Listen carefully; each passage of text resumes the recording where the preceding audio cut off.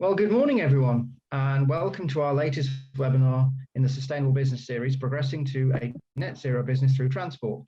I'm Raj Kandola, Head of Policy at the Chamber. I'd like to welcome you all to today's event.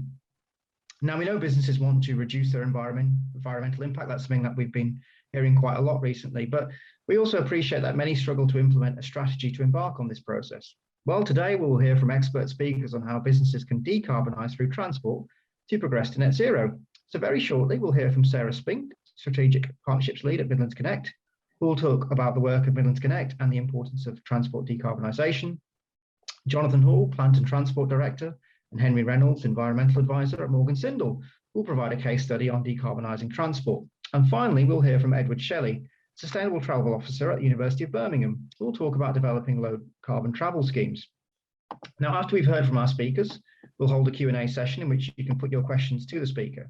Now, as an FYI, Sarah needs to leave just shortly after 10:30. So if you've got any immediate questions for Sarah, please put them to her after her presentation. I should say as well that Edward will be joining us around about the same sort of time. Before I hand over to Sarah, there's a couple of things I wanted to update you on. Well, firstly, I'd like to say that this webinar is part of Transport Week in the Coventry and Warwickshire and Greater Birmingham Chambers of Commerce first sustainability campaign. Now, the Sustainable Business Series aims to improve business progress to net zero through sharing best practice guidance and knowledge of the topic itself. And as part of this, throughout October, there's 4 themed weeks that will cover how to progress your business to net zero through energy, circular economy, transport and business management. The campaign itself ends with an in-person summit where you'll hear from perspectives from different businesses and political leaders on net zero and sustainability. And our keynote speaker is Andy Street, West Midlands Mayor. So again, if you would like to attend on the day, it's an in-person event, we can share details after this session. And before we go on to the speakers, I'd also like to thank our sponsors, Aston University, Arup, Morgan Sindall, and the University of Birmingham for supporting this campaign. Without their support, this campaign wouldn't be possible. So before I hand over to Sarah, we are going to run a very quick poll. So Demi, if you would like to do the honours. Now you can see a few questions on here, 3 specific questions actually, which the first one is, over the past 12 months, has reducing carbon and or greenhouse gas emissions become more or less of a priority for your organisation? You've got 3 choices there to pick. If you could pick one, that'd be great. The second question is, has your organisation implemented any measures to reduce carbon or greenhouse gas emissions? Again, 3 different options there, please pick one. And then finally, does your organisation have a plan to achieve net zero? Again, 3 different options there that you can pick. So I'll just give it a couple of seconds for people to make their choices, tick their answers. And again, that will really help to obviously us to understand where people are on the call right now, but also help shape some of the discussions that we'll have later on.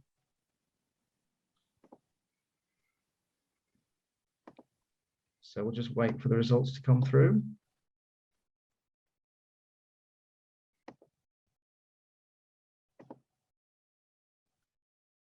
I should say, just whilst we're waiting for the results as well, again, if you have any questions throughout the webinar, please do put them in the Q&A box and we'll pick them up throughout the session. Right, so as you can hopefully see, for question 1, 85% of respondents have said that over the past 12 months, reducing carbon and greenhouse gas emissions has become more of a priority for their organisation. 15% said no change. In terms of the second question, 77%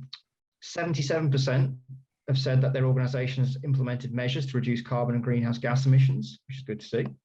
And then finally, 46% said they have a plan to achieve net zero, 31% said no, and 23% said don't know, which again is quite understandable.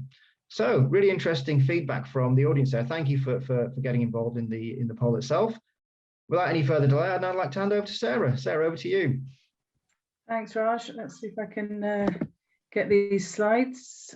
Oh, there we go. Sorry, I've lost the button. There we go. Let's see. Can you see that all right? Yep. Yeah, excellent. Good. Even after 18 months of doing this, you still worry, don't you? So thank you very much. As Rose said, I'm Sarah Spink from Midlands Connect. Now, really what we're going to do, if I can get the slides to move down, let's try, there we go. so much more used to Teams. I'm going to just give you an idea about what Midlands Connect is and what we do and how we are helping this sort of decarbonisation across the region. Now, we are what's known as a subnational transport body. So we basically help the government, or we advise the government maybe, on where they should be investing in the Midlands. Now, this is essentially transport, but as you'll see, our remit has got wider over the last few years. So you can see the patch there. We go from the sort of Welsh borders all the way across to the Lincolnshire coast. So I used to say before COVID, I used to spend half my life on a train somewhere, and I feel like it's starting to get back to that again a little bit.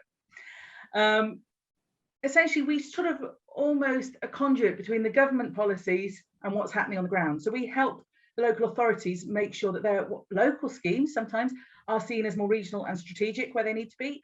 And also we help with the government saying, you know what, you should be focusing on this. And so we help that feed that into the region to say, this is how we can achieve this locally, regionally. Now, it is a partnership and it's made up of all the local authorities across that patch, the LEPs, the chambers, the airports, and then we have Highways England, Network Rail, National Highways, Great British Railways, HS2, and of course the Department for Transport. So we put out a strategy in March 2017 that basically said this is the infrastructure that's needed to boost the region's economy, very much economic focused. And about 2 years ago, pre-COVID, we said, okay, we've done a lot of what we said we were going to do in the initial strategy. We've got that sort of pipeline of projects, because that's what was missing. There was never any investment in the development of schemes and projects. So when the government came along and said what's ready to go, there wasn't much. So over the last sort of 4 or 5 years, we've sort of built up that pipeline across the region, and we decided it was time to refresh the strategy. What can we do? And it came down to these 3 challenges: economic recovery and growth, which I know sort of the Chambers always gets very excited about. The whole levelling up agenda. Well, what does it mean? North, south, east, west, urban, rural, you know, how do you define it? It's about that, what they call equality of opportunity, making sure that people have the same opportunity in different areas.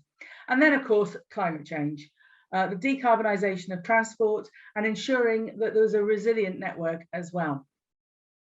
So how do we do this? Well, the map on the right is what we originally had. We had our key hubs and we needed to get connected to these places elsewhere. It was very much about the infrastructure. Now we've changed. Our new strategic plan will come out in spring next year. We had to delay it slightly because of what's called the integrated rail plan, which we're expecting anytime soon. And also there are more what we call subnational transport bodies. We're the big red one in the middle. Transport for the north is above us, and then there's a whole host of others that cover the sort of south and southwest of the country. So it's not all about infrastructure, but it's still important. And decarbonisation will run through all of our new strategic plan. We talk about autonomous vehicles, we talk about freight, we talk about alternative fuels.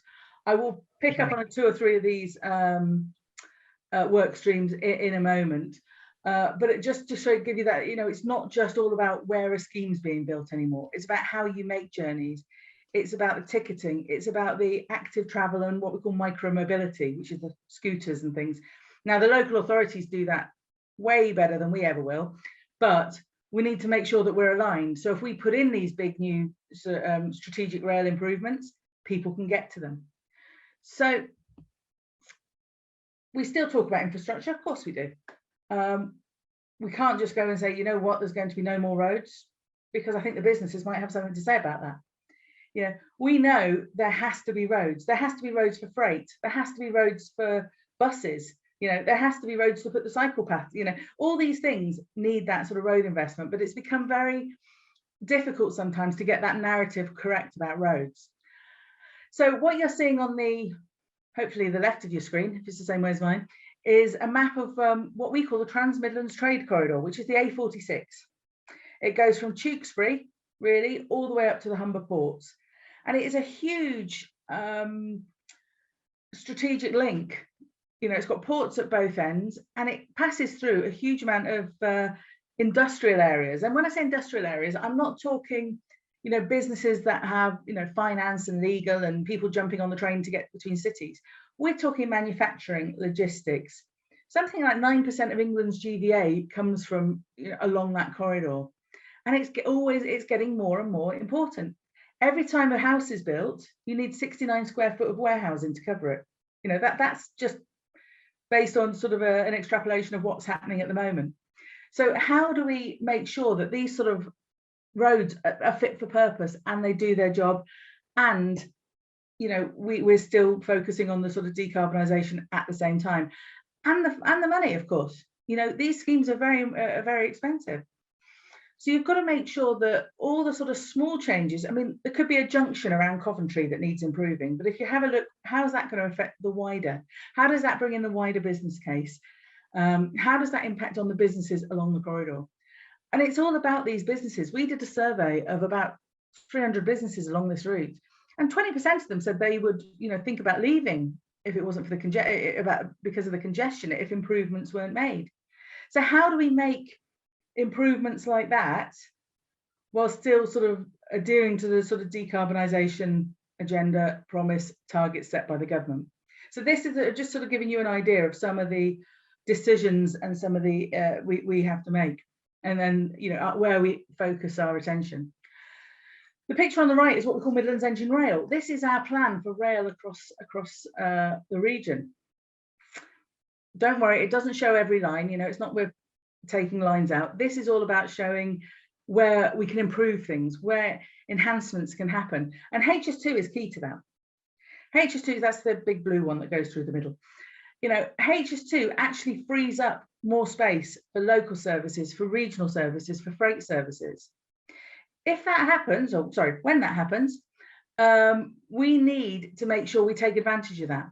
That's where we need to be getting more people onto the public transport, onto the rail network. This is why we're trying to, things like Birmingham, Hereford, improving, 2 trains an hour, direct services between Coventry, Leicester, making sure that HS2 has connectivity across the region and it doesn't just serve those areas that have stations. That's key to its success. We're also looking at lines such as Crewe to Stoke and Derby. Follows the A50. There could be a lot of movement, modal shift onto the rails from there. Also a busy freight route, but it's all about getting that additional capacity, and that's what HS2 will deliver. So what else are we doing? Well, as I said, we started off looking very much about the infrastructure, but things have changed. We have got 3 main projects that I thought I'd just bring to your attention. And I realise I haven't got a clock, so I'm assuming Raj will just cut me off if I go over time. 3 main projects here. We've got our transport decarbonisation tool. We've got a big project looking at EV charging and electric vehicles, and then we've got alternative fuels. So I'll do the alternative fuels first, because I probably know the least about that one, and I couldn't get hold of the specialist to ask him the questions. But essentially, we've been looking across the region at what's going to be the picture for freight going forward. We've got free ports coming in. How is that going to change the nature of freight? Will it go to different places? Will it go by different modes? Are we going to be moving the same sort of goods? Are we still going to be, obviously the sort of demand for sort of coal and things has gone, but we're still moving aggregates out of Derbyshire, out of Staffordshire. How do we make sure that we have availability where the freight needs to go, if that makes sense? I think we can't just say we'll put in rail and freight will move on to it. That's not quite how it works, because freight won't go where necessarily the rails are. Freight needs to go where it needs to go. So that's why we've been looking at the alternative fuels, and we're looking at various elements, including hydrogen. And hydrogen has actually taken on a bit of a life of its own, and they're actually now doing a pilot study. But the map on the right gives you an idea. We've mapped out where the locations would be where these fuel sources would need to be across the region. So that's one of the work streams. The one on the left, so government is saying, well, you know what, decarbonisation, carbon, it's a national problem, but it needs local solutions. Well, that's kind of true and kind of not. Yes, it's a national problem, but we developed a tool that will actually say, this is where the problem is.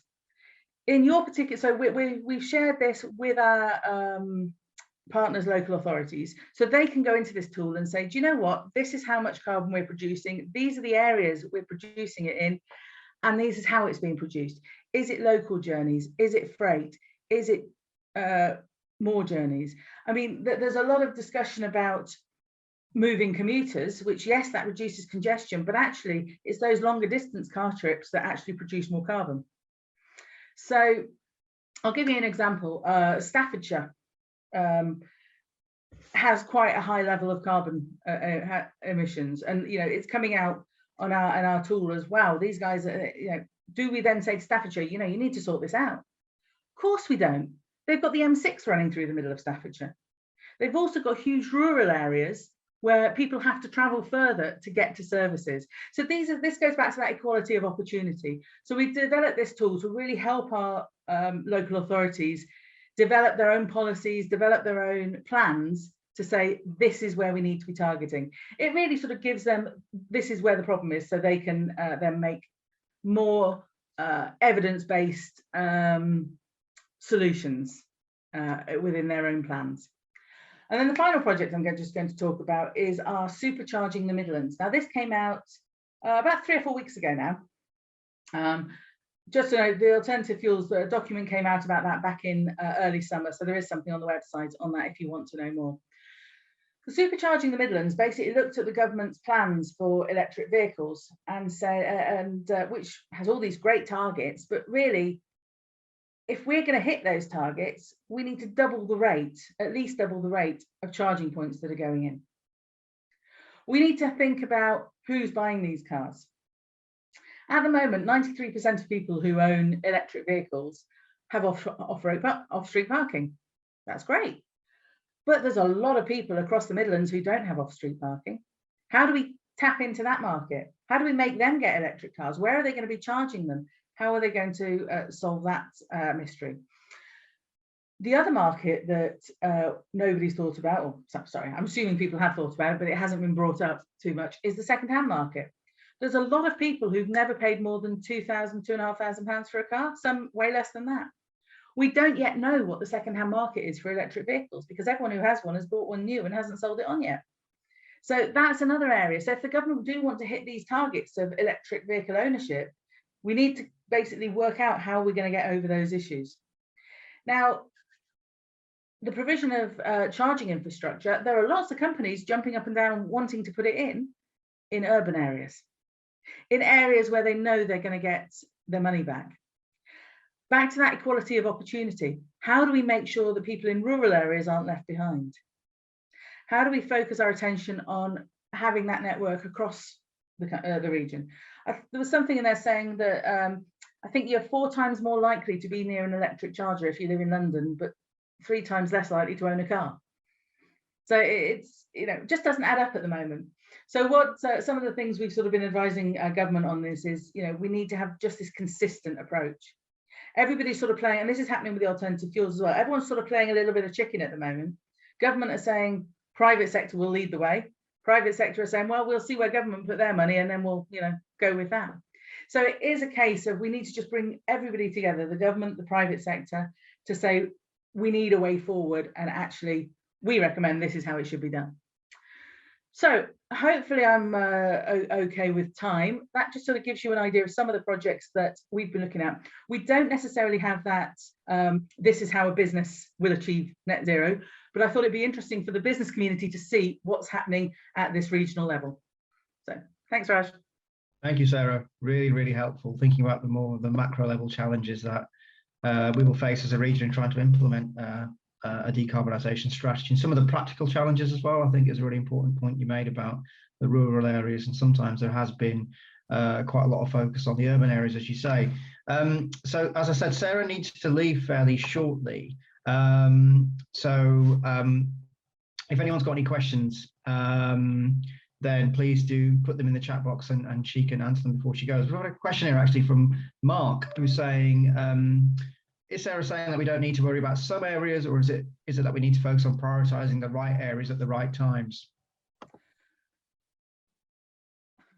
It's going to. You mean in terms of decarbonisation? I presume so. Yeah, I think we have to just make sure that the right solutions are put in the right places. There is, very little, I would say, that we can do blanket. I mean, that we can all do our own bit, but in terms of a region, we have to say, you know what, this is how we look at commuters, this is how we look at freight, this is how we look at long distance travel. And hopefully that's what this tool is enabling the local authorities to do. They can see where the majority of their problems are coming from.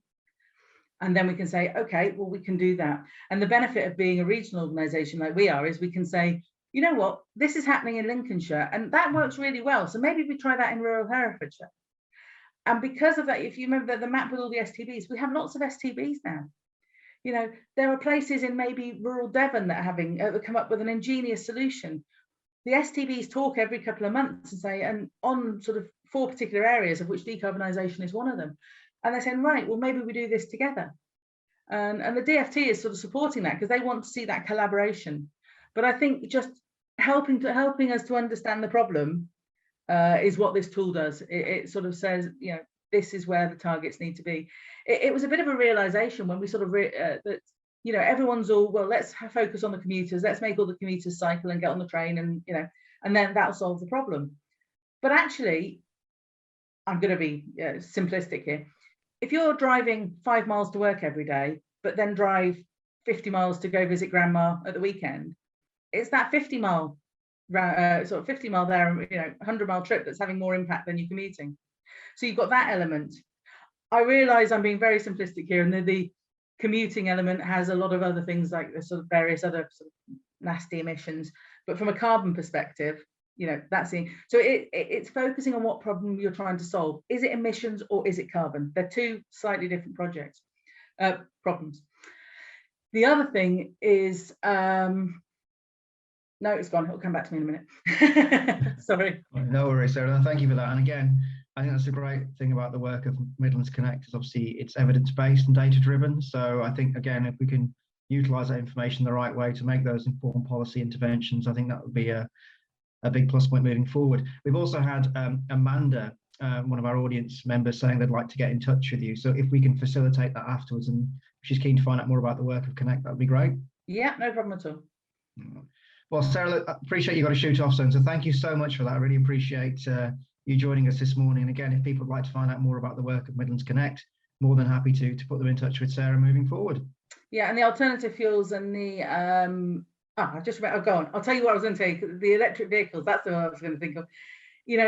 Everyone thinks electric vehicles is the silver bullet, but actually you're still stuck in a traffic jam, whether you're in an electric vehicle or a regular vehicle. It's actually, so that's where the sort of congestion element comes in. So again, electric vehicles are not the answer to everything. They're just part of it. So I think there's a huge amount of focus on that from government at the moment, which we just have to be a little bit take care of, because again, it's just working out what problem it is you're trying to solve.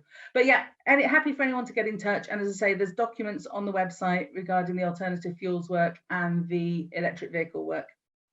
No, thank you, Sarah. That's fantastic. Thank you so much for that. Really appreciate it. Thank you. Right, fantastic. Right, I'd like to bring in our next speakers now, Henry and Jonathan from Morgan Sindall, who will talk about a case study in decarbonising transport for a business. So over to you guys. Thanks, Raj. Brilliant.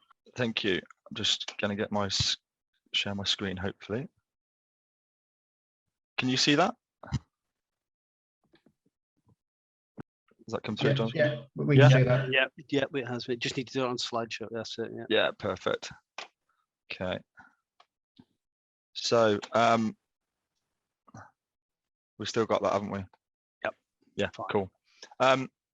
Okay, so yes, myself and Jonathan are here from Morgan Sindall Infrastructure, which we are basically a large infrastructure company.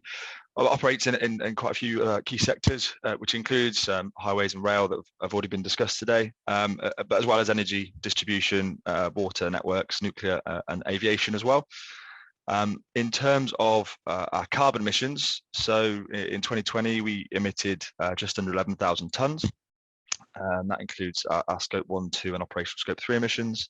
And then of those kind of 11,000 tonnes, we identified that our vehicle fleets accounted for about a third. So it is a major part of our carbon reduction strategies, with our ambitions to meet net zero by 2030. So we know that we've got to do a lot in this area really to make sure we hit those targets. So as I said, we've got Jonathan here, who's the plant transport director for our Magna plant division. And then I've got myself there, who's working as an environmental advisor across our Morgan infrastructure division. So a little brief agenda there of what we're hopefully going to cover. We'll run through a quick our journey so far, focusing on our company car fleet, our grey fleet and our commercial fleet. And then we'll go through some of the challenges we faced, and a few of the next steps that we've identified to basically improve our journey moving forward as well. So our journey so far, so when it comes to our vehicle fleets, it's been a number of years now that we've been working on this and improving in this area. However, we kind of really saw the environmental benefits and improvements start when we switched to our Lex auto lease fleet provider in 2016. So since then, we've had a number of audits, reviews, and some policy changes and enhancements that have really helped drive our performance. Henry, can I just add in there, sorry, just in terms of the audit, the independent audits that we've had done, two completed in 2019 and 2021. I think for any businesses looking to electrify their fleets, the need to have some critical data insights to help make the right decisions at the right time, whether it's around EV adoption or even just ongoing management. I think it's absolutely critical. We needed to have a look back in 2019, what the barriers were for stopping us from moving to a net zero. And then we look to formulate a plan as a business in conjunction and collaboration with our supply chain. So yeah, really key stage in any for any business looking to progress. Yeah, perfect. Thanks, Jonathan. So there's just a brief overview there of our current fleet. So you can see that we operate around 2,800 vehicles. That's across our company car fleet, which is available to our employees as a benefit in kind option. We also have a commercial fleet, which are the vehicles that we operate on our projects, which can be small vans, pickups, that type of vehicle. And we've also got our grey fleet, which is or our cash takers. So those entitled to a company car, however they opt to take a cash allowance alternative and get their own vehicles basically. So some of the marquee kind of policy changes that we've had over the last few years, and perhaps the largest and most drastic, I guess, is the complete removal of diesel and petrol vehicles as an option for our company car fleet. So this has happened from April of this year. So from now on, any company car renewal or new starter to the business will only be able to select a hybrid, a plug-in hybrid, or a battery electric vehicle. And this has coincided with a company car policy that includes all of our manufacturers now of EVs, and we've removed the cap on potential trade-ups via the pay grade system. So this now means that any EV is available to any of our employees. So anyone that's eligible for a company car can get whichever electric vehicle they want. But previously this was restricted to just a select number of EVs that were identified as appropriate and fit for purpose. This has now been widened and extended. In June of last year as well, June 2020, we also introduced a £150 contribution towards the installation of home charging points. So that's available to all of our fleet drivers, whether it be all drivers, whether it be grey fleet or company car fleet. And that's really to encourage, again, the further uptake of plug-in hybrid and battery electric vehicles. When this was initially introduced in 2020, it was mandatory as well to have an EV charging point at home if you were going to have a full electric vehicle. But with the changes earlier this year, that policy has now been removed, so it's not a requirement to have home charging facilities anymore if you want to have an EV. I think that's off the back end as well, isn't it, of better charging infrastructure in place. We know it's not there yet. There's still a lot to do in that area, but it has improved, and our drivers who are selecting full EVs, we treat them like adults, to be perfectly honest. Yeah. They need to make sure that they can charge their vehicle, whether it's locally. Yeah, I remember having a conversation with the managing director around, we trust our colleagues to have petrol in their current vehicles. Why would we not trust them to have electric in their EV vehicles? Mm-hmm. And there wasn't really an argument to that. So we made the switch and there hasn't been any issues so far with vehicles being stranded on the side of the road. Fingers crossed. I think you fall into that category, Henry, don't you? Yeah, I do. I've got just got an EV and don't have home charging facilities. So I'm making use of the good local charging infrastructure and our office and site infrastructure as well, which has helped me so far. Just continuing a few more key policy changes. As I said, obviously with the increase of EV vehicles in the company, it is vital that we do have those charging facilities for our people, especially if, like me, you don't have it at home. So we've now got a network of over 50 charging points up and down the country and our offices and site locations, which are available to all of our drivers. And currently that's at business cost. So I can go to the office and ultimately charge my car for free at the moment. So I'm hoping that doesn't change anytime soon. And we've also introduced some tighter restrictions on our grey fleet. So they're our cash takers. We've previously had restrictions on age and mileage of our grey fleet. Sorry, that was kind of a maximum of 10 years and a maximum of 150,000 miles. However, we've reduced this to ensure that our grey fleet are also reducing their emissions. So the maximum age of our grey fleet vehicles is now on a reducing scale year by year, lowering to a maximum of 6 years by 2024. So the slow transition of that age is really key to our people, as often they'll have like lease agreements in place for a number of years and kind of be unable to financially kind of make that change straight away. And then the next step undertaken to our grey fleet, sorry, and to kind of green it up a little bit, was to introduce maximum vehicle emission levels. So we've set this at 150 grams of CO2 per kilometre for all the new employees that take cash allowance. And similarly to the age of the vehicle, that's been introduced on a sliding scale for those current cash takers as well. So just a little bit more detail now on our company car fleet. So our company car fleet has seen biggest improvements, I think, and it's mainly down to the fact that we've got a little bit more control of the types of vehicles that we can kind of provide to our people. However, that's been matched really by our people kind of really getting involved with decarbonising our fleet and proactively engaging and taking up the new plug-in hybrid and electric options that we have. With very little backlash and very few problems. So as Jonathan said, in 2019 and 2021, we undertook third-party audits, which helped us to identify some key improvement areas and any future issues and risks that we might experience. And then, as we've discussed as well, the removal of diesel and petrol vehicles from our options in 2021, and the addition of the £150 incentives for EV home charging installations, which includes all EV vehicles and all drivers. And then another identified issue, really, with the high emitting vehicles that were already in our company car fleet. So prior to April of this year, you could order any car or any diesel or petrol car that was on the policy, which was quite a large range. And these leases are typically for 4 years. So any vehicles ordered prior to that April 2021 date would have still been able to select that petrol and diesel option. So in the first instance, any orders that are kind of been placed in the weeks leading up to that policy change were contacted, asked to review the order, and if they were able to select an EV hybrid or plug-in alternative instead of that diesel or petrol option. And then following that, our top 30 emitting vehicles were identified, and they were contacted to understand their circumstances. But then we also engaged with Lex Autolease, our fleet provider, and inquired about early termination quotes.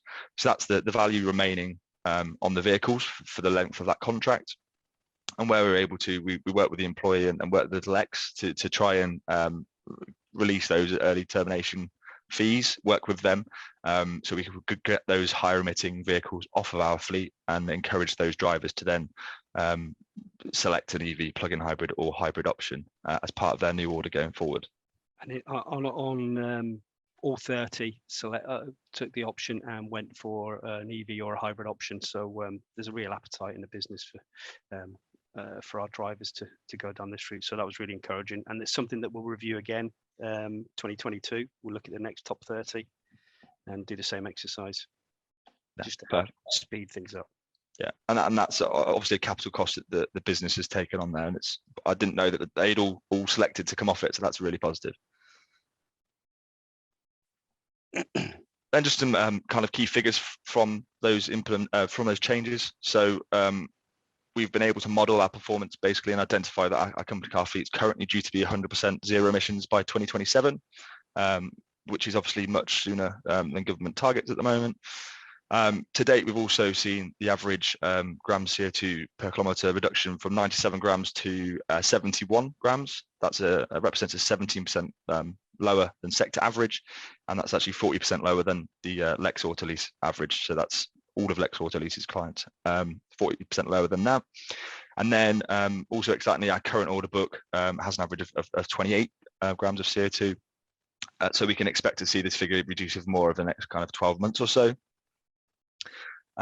We've also installed a large network of EV charging, like I said, across our offices and our projects. Currently, the head office has got 30% of our parking bays with charging facilities, which I think totals 27, with a couple of super fast charging points as well. And we're always looking to kind of improve that number with kind of permanent and semi-permanent installations being reviewed on a kind of a project by project basis, and then charging facilities being installed as legacy pieces on some of our projects as well has been discussed with our clients. So then on to our grey fleet, so our cash takers, which is probably the hardest area to improve in really, as it can be quite difficult to influence some people, as ultimately it is becomes their choice. But we have put in some big improvements in that offering, and which has helped to decarbonise that fleet.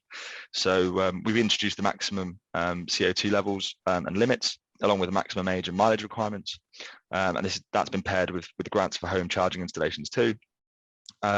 And we've had very minimal negative feedback on those restrictions, but where we have had to, we have actually removed cash allowance entitlements to our people where their vehicles currently don't meet those maximum age, mileage, and emissions requirements.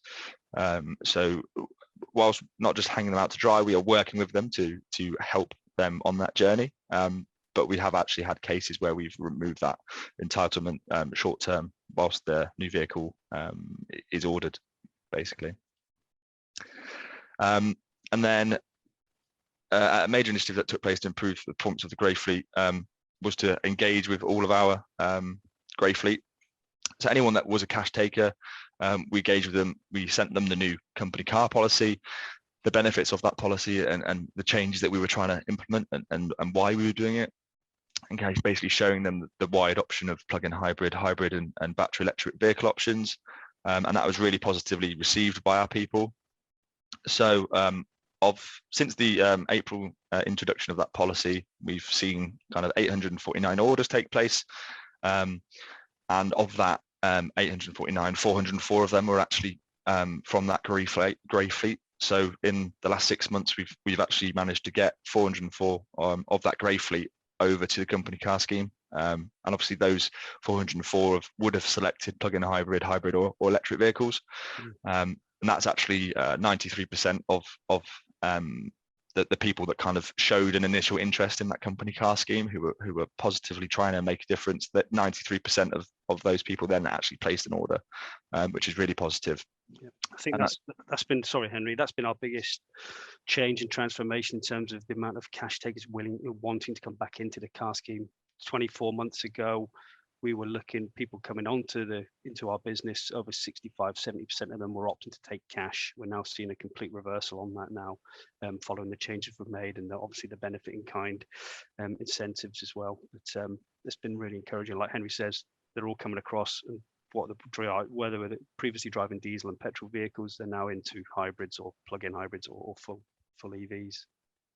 Yes, that's been a really positive change, and like I said, grey fleet is probably our hardest challenge. But those policy changes and kind of added restrictions are helping to bring that average emission and age of the vehicles down. So moving on to our commercial fleet, it's much smaller in size, but still poses quite a few challenges to decarbonise. So We've undertaken a lot of journey planning and mapping on some of our larger projects. So that's to help us really understand where and if EV vehicles are actually suitable. So suitability can kind of include the battery size and how far it can actually go, but also load and tow capacities on some of our projects. It's just sometimes not suitable to have EV vehicles at the moment, but we're working with our suppliers and supply chain to help rectify that. We've engaged with our supply chain as well to request kind of flexible hire agreements where we're hiring vehicles. We don't really want to be held into really long lease periods, or even buy ultra low emission vehicles that in a year or two are going to be outdated or outperformed by new vehicles on the market. So we're working with them to have more short-term lease periods where we can upgrade our vehicles as and when the market and the supply chain develops and improves. And then, as previously mentioned, we're continuing to growing that EV charging infrastructure across our projects and our office locations to ensure that that our electric and hybrid vehicles can be fully utilized. There's no charging anxiety, and we're also investigating that mobile and temporary charging solution that can be moved as our projects evolve and complete as well. And I know I've noticed Raj has popped up, so I'll skip through to a couple of the key challenges I think we faced, which is an important one for the people on the call. So inevitably our people had charging anxiety, so there was a large educational piece that we had to do, and obviously installing those charging points across our locations has really helped do that. We've also got visibility of ZapMap and other similar apps that's helped people to identify the closest charging points, and vehicles themselves are now even able to notify of where the closest charging points are. We've established a partnership with PodPoint as well, which will do home installs and our workplace installs, which has been really positive. There were previously tax increases, benefit in kind increases, emissions scandals, etc., that really delayed the process of our people in that transition. So these challenges have been lifted in recent times, really. So we've now got benefit in kind incentives now being kind of a reason for our people selecting EV vehicles. They've got issues with general supply issues as well. Second-hand market at the moment, the supply issues are a major thing, and we're experiencing long lead times on some of the vehicles. So it can take 12 months on some of our orders for the people to then actually get their car. So there's some issue there, and like I said before, we've had tow and load capacity issues, which are often low, and where the kind of vehicle range in our commercial fleet is less than kind of 150 miles, it's not always suitable. So it's coming up with solutions to fix that. And we do also have some issues at home charging with our commercial vehicles. If people are having to take the vehicles at home to charge, depending on kind of the energy providers, different home setups, different circumstances, it can be difficult in some situations for them to be able to have a commercial vehicle at home and for that to work. So that's a hurdle we're having to come over as well. And then kind of finally, to ensure that we've had that long-term progress, it's been a much more slow and gradual transition. If we'd implemented everything that we've kind of gone through today all in one go, I think a lot of our people would have got scared. The restrictions that we would have placed would have been difficult to comprehend. It's been much more of a learning journey, slowly educating our people on the benefits, the reasons why we're doing it, and making that slow transition. So that drop in grey fleet from age of 10 to 6 years over a gradual 4-year period, the slowly upgrading of our commercial of our company car policy to include all EVs, all hybrids, and then finally that step to remove that diesel has really helped with that transition and really ensured that we haven't really had much kickback on that. So a few of our next steps have been mapped there. Jonathan, you went through this with Lex. If you want to run through quickly some of the key points here.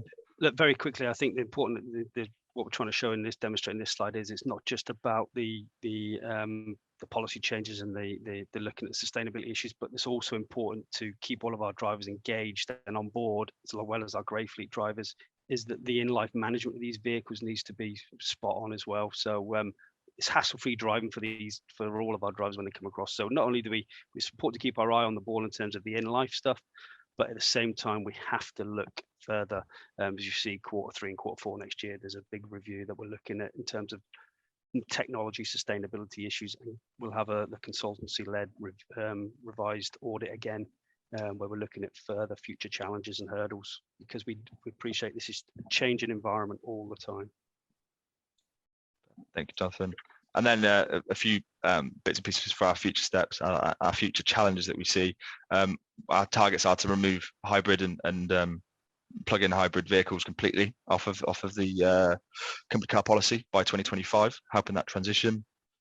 Our future challenge is obviously going to be engaging that grey fleet when we do take off the hybrid and the plug-in hybrid options, keeping them engaged and helping them move to full EV vehicles.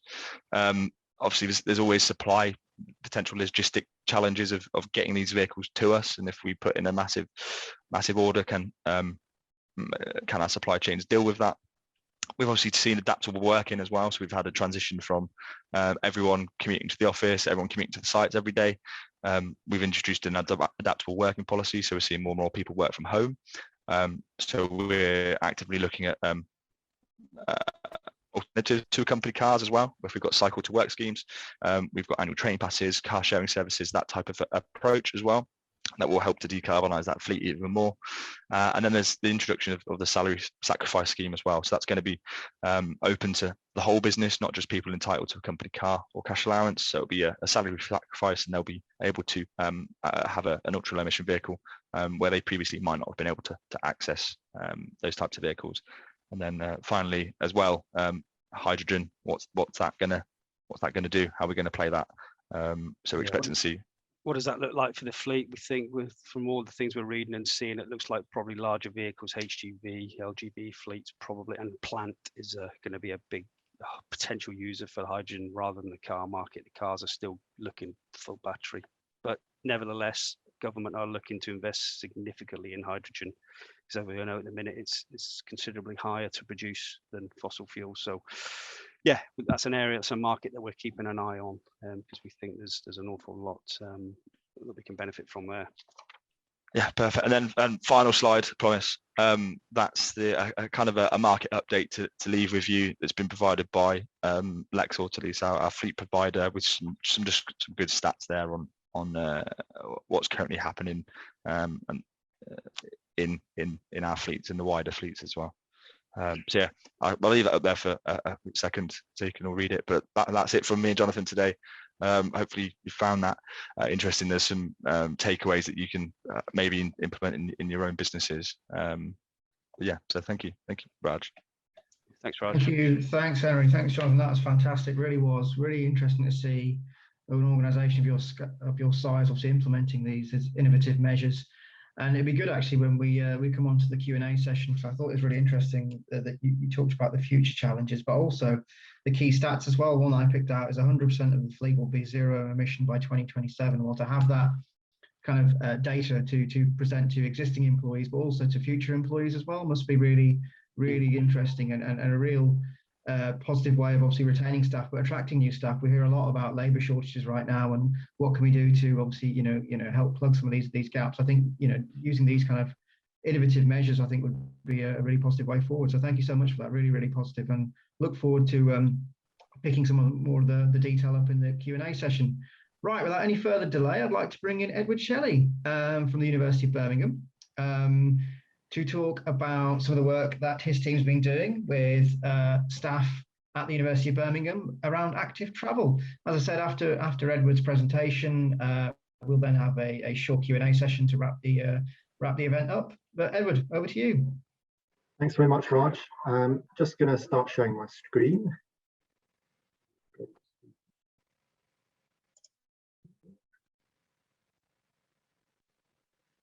Is that all visible now? Yeah, we can see you. Brilliant. Okay, so we'll just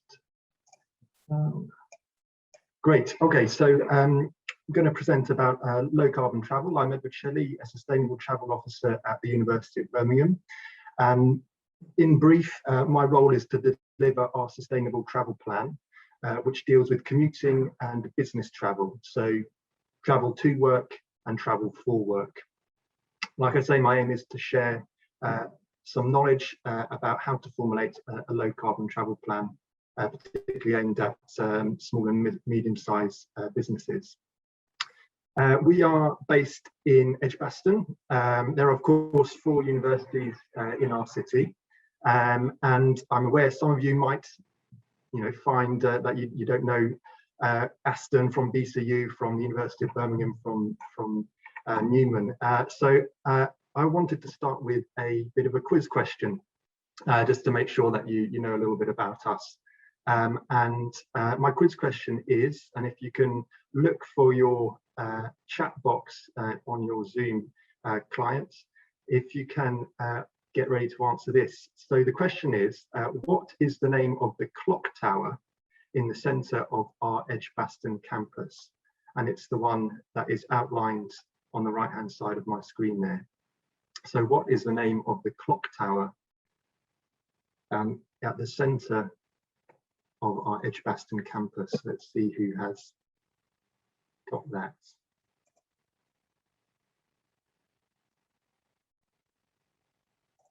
Chat. Little Ben, not Blad. Someone's gone straight to it. Who said Old Joe? Who was that person? Anne. Brilliant. Well done, Anne. That's correct. So Old Joe is named after Joseph Chamberlain. He was a local MP back in the late 19th century. He was one time mayor. He was a national figure as well, and he was the real energy and driver behind the founding of our university. And he was indeed the first chancellor back at the turn of the 19th to the 20th century of our university. And he had a really strong vision of partnership between the university, between business and the city of Birmingham. And this is, of course, his clock tower that was erected in his memory. And that is what the campus used to look like back at the start of the 20th century. So his strong vision was to address the global challenges of the day, and to do so in partnership between business, between the city, and between academia. I'm really proud to be able to continue that tradition by speaking to the Chamber of Commerce today.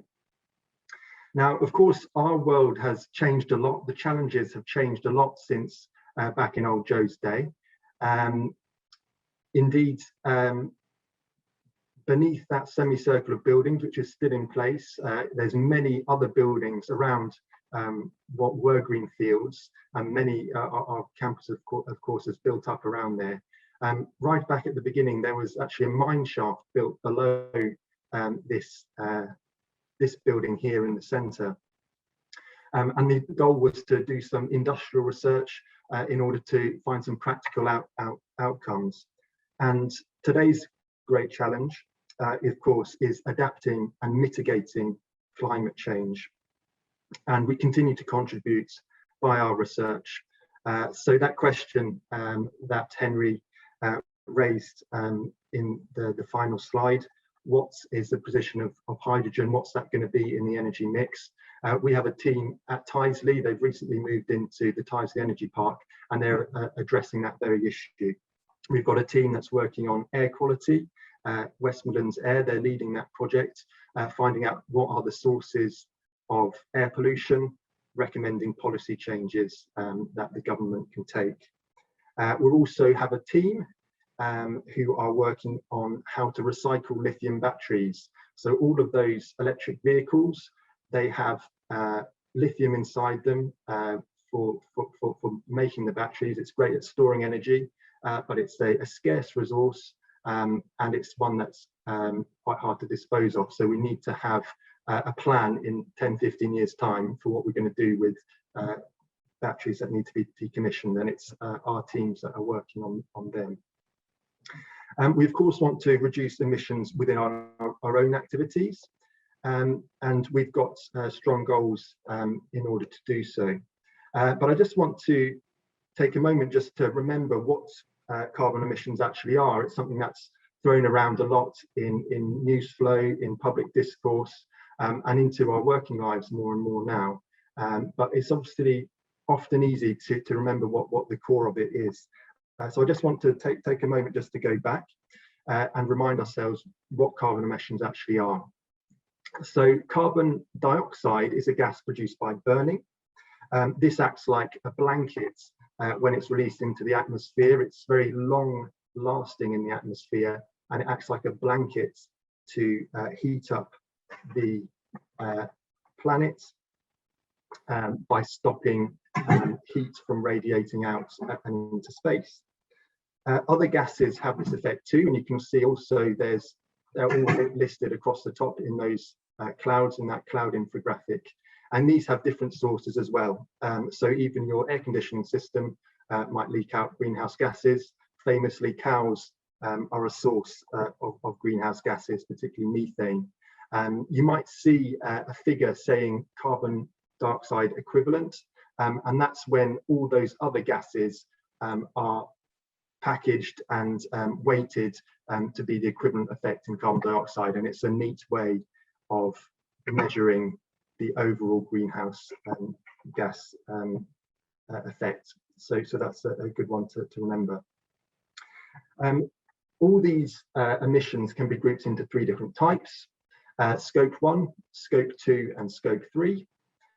Scope 1 is the direct emissions from anything that you burn on your site. So that can be the company vehicles, just like the fleets that we learned about in Henry's presentation. It's also the gas you burn for your boiler and things like those air conditioning leaks that I was talking about earlier. So that's Scope 1, anything you burn yourself on site. Scope 2 is any energy you buy in and any emissions that are indirect, but as a result of what you buy in. And then Scope 3 is everything else. So that includes everything upstream of your activity, whether it's producing goods or delivering services.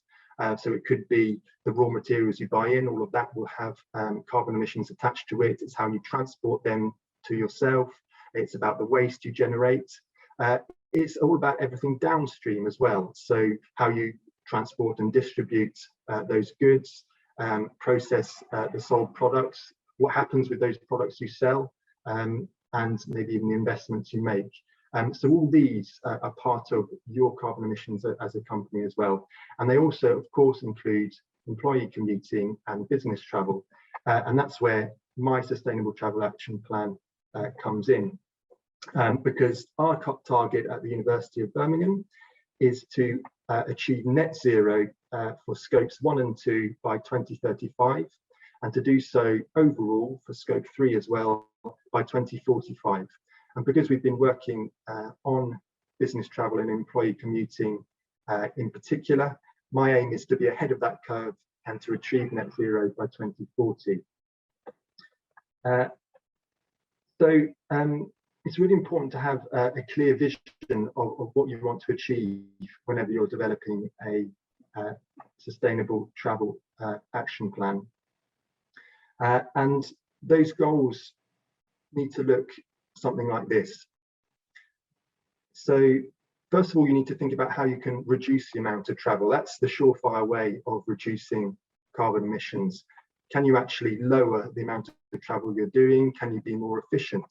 The pandemic has had many negative sides, but perhaps one positive side is a revolution in working practices. The way we've seen that working from home is possible, the way we've seen that teleconferencing is possible, such that I could join this call from another part of the world, and that would reduce business travel to get to a conference or other meeting.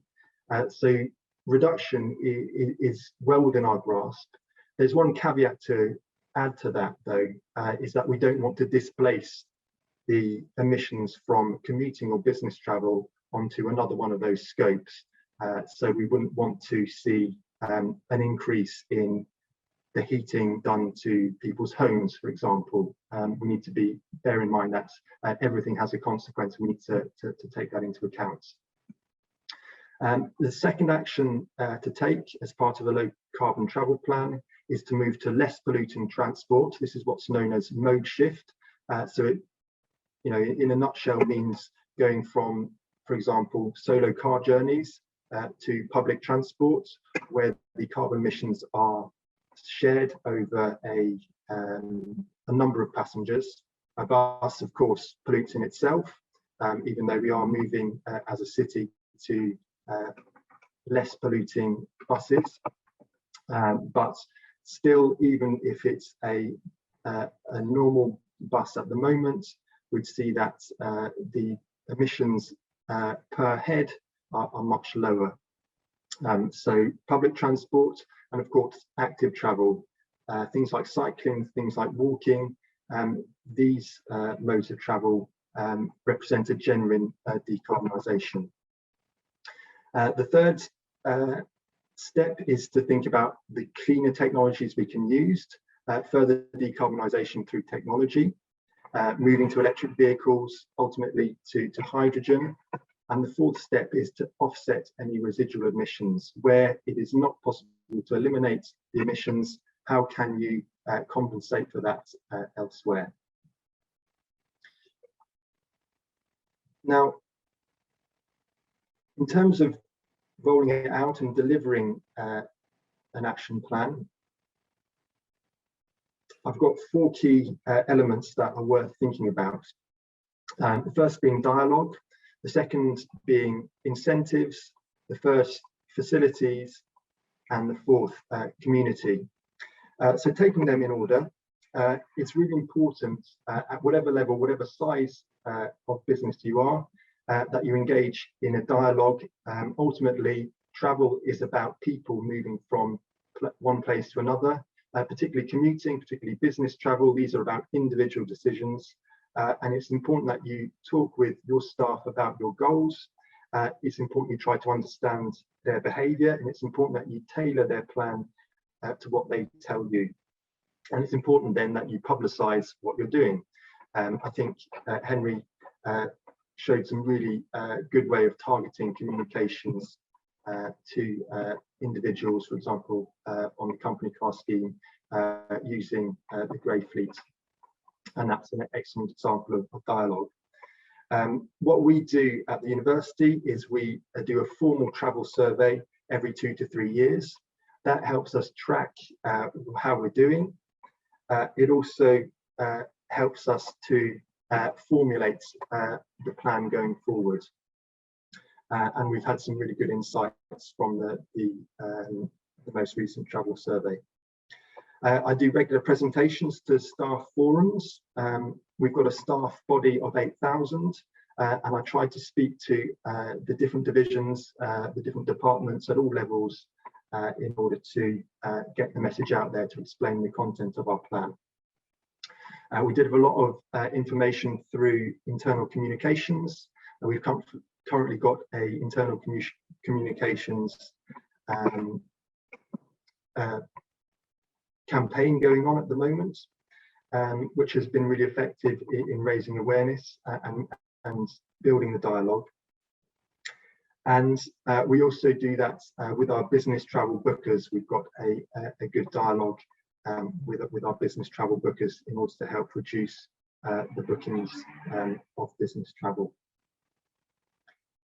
What can you do as a small or medium enterprise? Of course, the channels can be slightly less formal, raising it at a staff meeting, short surveys, whether it's short poll done by SurveyMonkey, or even just by email, collecting opinions and ideas. They're really important. And having a good induction process is really, really important. When you're inducting people, are you helping them to know what the different options are in order to travel to work? Do they know how to book business travel and do that in the right way? So an induction process is essential for good dialogue, because that's where it begins. The next key component is incentives. So these are the policies and the schemes that are going to encourage the right behaviour. We do 2 salary sacrifice schemes for our staff. We've got a car lease scheme for ultra low emission vehicles. We also have a cycle to work scheme. We do interest-free loans for public transport, both rail tickets and bus passes. And we've arranged feeder schemes in order to help people access these. So for the Cycle to Work scheme, we also offer loan bikes. We have a small fleet of bikes which we let staff take for free in order to try out cycling to work and see if they actually want to keep cycling in the future and then invest in a bike of their own through the scheme. And for business travel, we've got a travel management company where we can do all the bookings through one platform, where we can deal with visas, where we can deal with hotels. That makes it simpler for the bookers and for the travellers, but it also means that we can collect data as well. And that's ultimately going to be how we're going to reduce the level of bookings in the future. Larger medium enterprises would be able to access those payroll incentives that I talked about, the salary sacrifice schemes, the interest-free loans. You could also think about other incentives, the hybrid working policy, working from home. How does that incentivise reducing travel? Maybe more relaxed dress code is going to mean active travellers are able to come into work by the means that they choose, whether that's on foot or whether that's by bike. You might also want to consider a bonus for someone who offers a lift to other members of staff. I remember last time I did this presentation, someone said from the hospitality industry, a lot of the focus was on 9-to-5 workers, and he raised the point about staff getting back after a night shift, working at a bar or in a nightclub. And there may well be initiatives that you could do to help employees share car journeys and reduce the carbon emissions of your business. Next are the facilities, and this means essentially making your workplace fit for all types of travel. For us, we've got 1,800 cycling parking spaces on campus. We've got a bike shop on campus as well. We've got secure cycle parking facilities, and I'm working on 3 projects to introduce new ones. And we also have EV charging points across campus, which we're looking to increase as well. So these things are again within reach of a small or medium-sized enterprise. Something as simple as a shower, a place to hang clothes and dry clothes, a bike store, an EV charging point. These would be really great and really beneficial facilities to include. And the final point is to foster a sense of community, a sense of togetherness within your staff body. Again, like I say, it's about changing employee behaviour. So a good way is to bring people with you. I do that through events. Recently, I put on events like a bike sale. I put on a voice scooter safety event. I like my events to be practical. I also have put on a community cycling club where we're training cyclists to ride on the roads, which is something that we learnt through the travel survey was a massive barrier to people actually taking up cycling, even more so than the cost of cycles themselves. So that's been a community initiative I've undertaken. And at the level of a small or medium-sized business, national events are perfect. National Bike Week in June, Cycle to Work Day in August, Car Free Day in September. These worth taking part in, get a team to have a go at these events. You might want to do a sponsored walk and get a team active in that and have training sessions where you're commuting on foot, or if you're walking from the train station or getting off the bus 3 stops early. All of these things are going to help to foster community and are really simple to do. And speaking back to that example about the hospitality industry, maybe your community you want to foster is something as simple as a WhatsApp group to help facilitate connections for lift sharing. All of these things are going to make a real difference. So those are the 4 key points I wanted to share. And that brings me to the end of my presentation. The challenge of moving to low carbon travel is a big one. It's a complex one.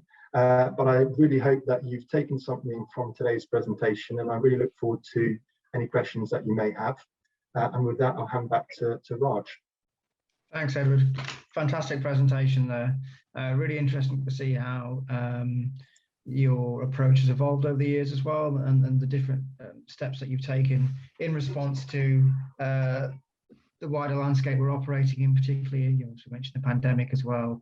So yeah, really interesting to see there. So we've got a few minutes left for Q&A. So I'll give audience members a couple of minutes to gather their thoughts and see if there's anything particular I'd like to ask Henry, Jonathan, or Edward. But a couple of quick questions for me, starting with Henry and Jonathan then. So obviously you mentioned some of the challenges that you faced in obviously bringing your colleagues on this journey. I mean, could you elaborate on some of those in terms of what were the main challenges that you mentioned earlier in the presentation, but how you overcame those and really got people to buy into the work that you guys were doing? Because I can imagine at the start it must have seemed pretty radical to some to obviously implement these changes and think about what that meant for their own career, but also their day-to-day work moving forward. Yeah, yeah, Raj, I think probably one of the in the early days there wasn't a huge vehicle selection. Supply was difficult, long lead times. There was all sorts of other challenges going on within the car manufacturing industry.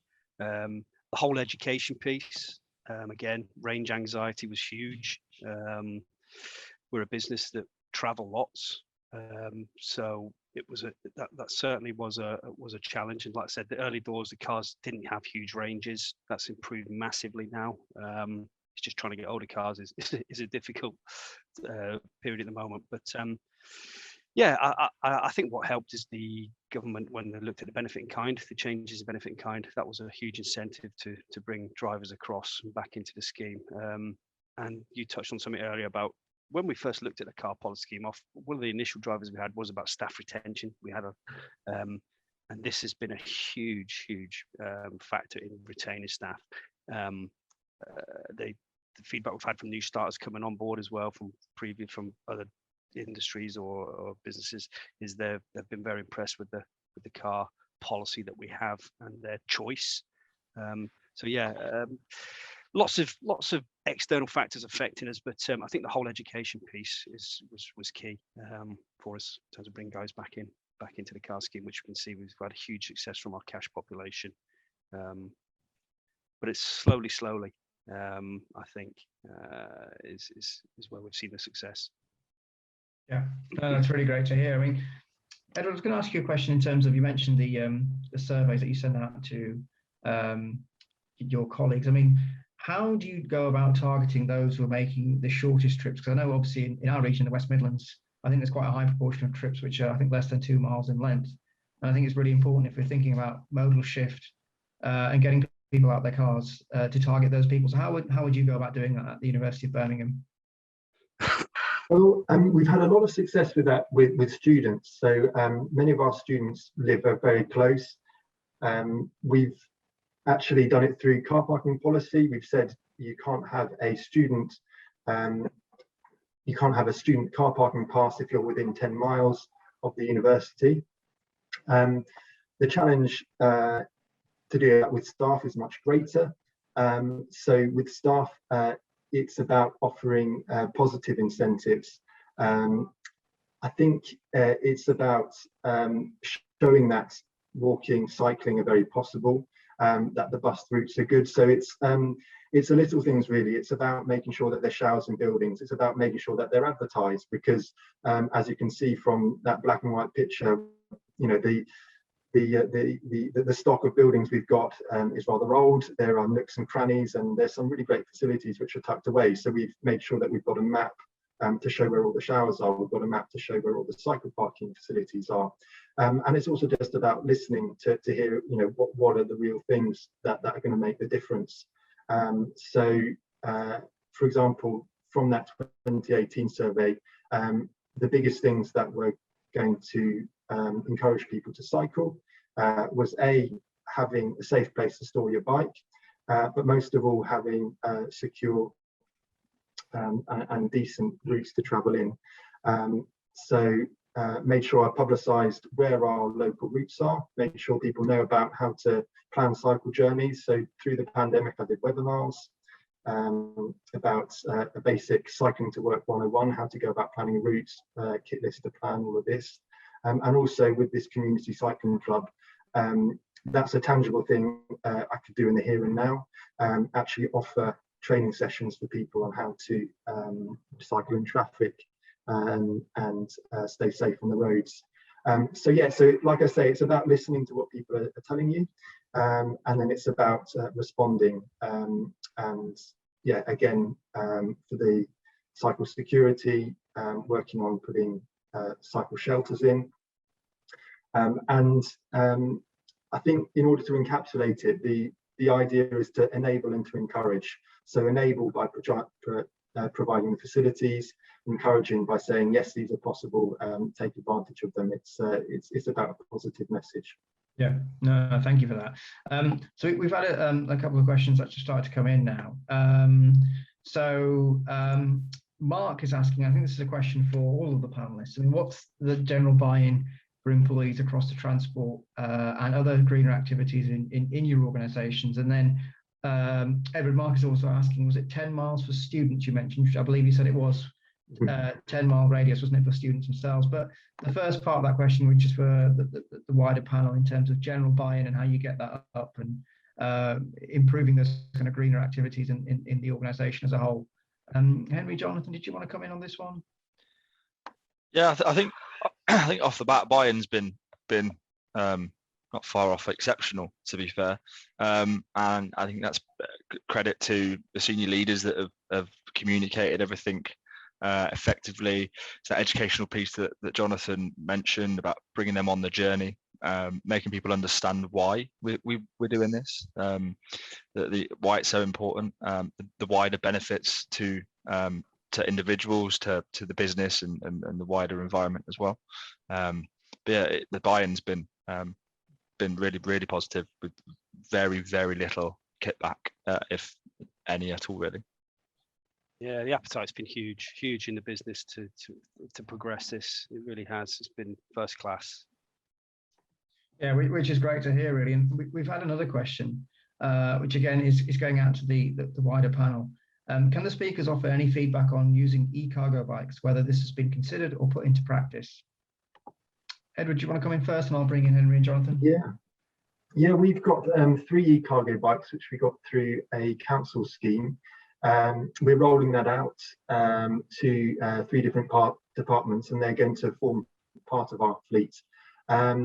We found, we're still at quite early days. They offer great opportunities because of the nature of our campus, and I think it's worth considering the different options. The ones we've got are the ones which you might call an ice cream type bike, you know, the ones with the box on the front. It's also important to know that you've got ones which have a more traditional shape of bike and panniers at the back, and they'd be worthwhile considering as well. Yeah, I think they're great. There is actually a government scheme out where you can get, I believe, £2,500 towards an e-cargo bike, and I believe that closes in December. So I'd recommend looking out for that one. I can perhaps find the link and forward it to you, Raj, for further distribution. That'd be great. But yeah, they're a great opportunity. I think, like anything, you need to think about what sort of journeys you're going to undertake, what the lay of the land is. For us on a campus like ours, it's a great future. No, thank you for that. And Henry, Jonathan, do you want to come in on that one?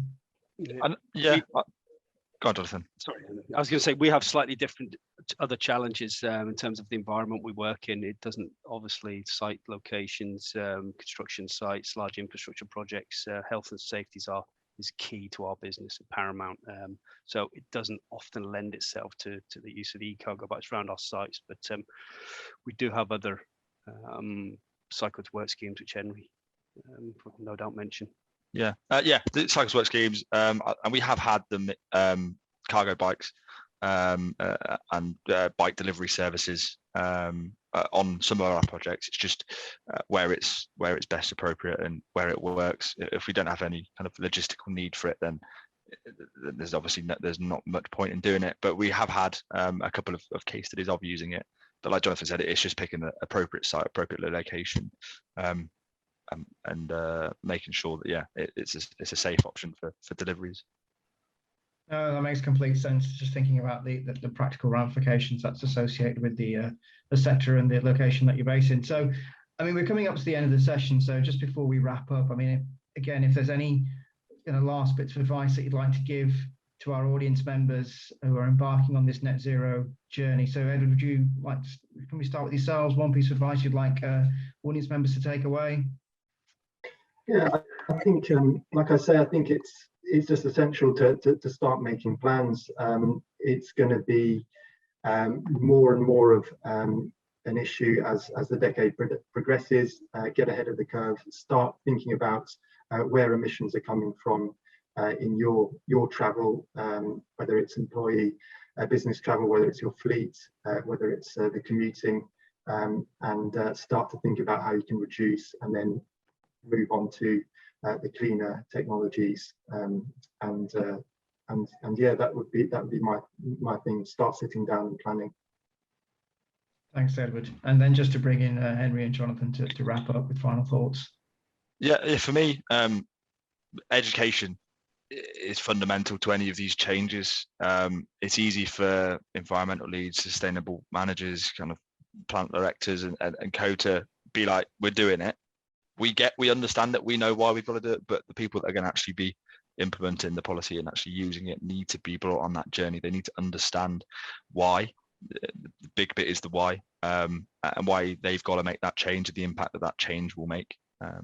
So yeah, educational piece that has to go out with any kind of policy change that you make. They've got to understand why you're doing it. And Jonathan, anything else you wanted to add to that?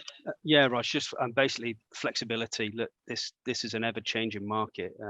Whatever you put in place, it will change. So you need to future-proof stuff and make sure that you can continue evolving, because it will change annually, if not sooner. So yeah, that's in terms of flexibility, and just keep reviewing what you're doing. That's there's lots of people out there and resources to help. So yeah, that's a key one for me. Thank you so much to everyone. I think it's been a really fascinating session this morning, just thinking about the practical steps that your organizations are putting in place to obviously embark on this agenda, and the tips that those on the call and the webinar today can take away to hopefully implement in their business as well. So, all that's left me to say is thank you so much to our panelists, so Henry and Jonathan from Morgan Sindall, Edward from the University of Birmingham, and of course Sarah, who joined us earlier from Midlands Connect. Just a couple of things to mention before we wrap up. Now, after this webinar, we will be sending out a questionnaire to everyone on the call today, and it'd be fantastic if you can fill that in. It's really just giving us more feedback on some of the challenges that businesses are facing in embarking on this net zero journey, and the kind of support they need to overcome those issues. So again, the more information that we get, the more that will help inform our lobbying activity towards government moving forward. So my colleague Demi will send that out after this session. So if you can fill that in, that'd be absolutely fantastic. Of course, I'd like to thank our sponsors as well, Aston University, Arup, Morgan Sindall, and the University of Birmingham. And again, just to make you aware as well that we've still got a big chunk of the campaign left. So next week, it's all about sustainable business management. And there's still places on the upcoming webinar, which is taking place next week. So you can still book onto that. And of course, we have our in-person summit, where again, you'll hear different perspectives from businesses and political leaders on net zero and sustainability. As I said, we've got national politicians joining us, Bim Afolabi, and of course, Andy Street, Mayor of the West Midlands. So again, if you'd like to come and join us for that, that'd be absolutely fantastic. And finally, that's all that's left for me to say is thank you to all of you who joined us today. Really good turnout in the session today. And again, if you've got any specific follow-up queries you'd like to ask to any of the participants and the panelists, then obviously do get in touch with the Chamber team, and we'll go from there. But other than that, all that's left for me to say is thank you so much. Have a great day, everyone, and hopefully speak to you soon.